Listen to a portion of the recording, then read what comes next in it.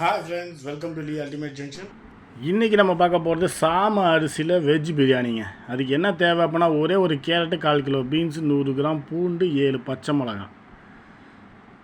அதுக்கப்புறமா பார்த்தீங்கன்னா பட்டை, கிராம்பு, ஏலக்காய், சீரகம், பிரியாணியில் எல்லாமே ஒவ்வொரு கிராம் எடுத்துக்கோங்க. சாம அரிசி 1/4 கிலோ, அதை ஊற வச்சுக்கலாம். அப்புறமா பார்த்தீங்கன்னா வெஜிடபிளை கட் பண்ணி வச்சுக்குவோம். பச்சை மிளகாய் கீறி வச்சுக்கலாம். 1/4 கிலோ வெங்காயம், 1/4 கிலோ தக்காளி வெட்டி வச்சுக்குவோம். மல்லி, புதினாவை இலையை பிச்சு தனியாக எடுத்துக்கலாம். ஆயிலை ஹீட் பண்ணுங்கள். பட்டை, கிராம்பு, ஏலக்காய், சீரகம், பிரியாணி எல்லாம் போட்டு நல்லா வதக்குறோம். கூடவே வெங்காயத்தை சேர்த்துக்கிறோம். 2 ஸ்பூன் பார்த்திங்கன்னா பூண்டு பேஸ்ட் ஆட் பண்ணுறோம். அப்புறமா தக்காளி ஆட் பண்ணுறோம். நல்லா வதக்குங்க. நல்லா கொதித்து வர ஸ்டேஜில் கட் பண்ணி வச்சுருக்க வெஜிடபிளை போடுறோம். பச்சை மிளகாவை ஆட் பண்ணுறோம்.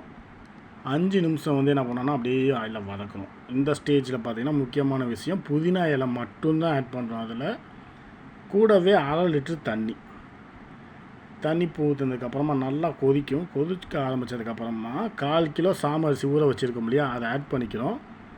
கூடவே தேவையான அளவு உப்பு சேர்த்துக்கிறோம். நல்லா கொதிக்க விடுறோம். இந்த ஸ்டேஜில் மல்லி இலையை அதில் போடுறோம். 2 விசில் விட்டு இறக்குனாக்கா சாம பிரியாணி ரெடி.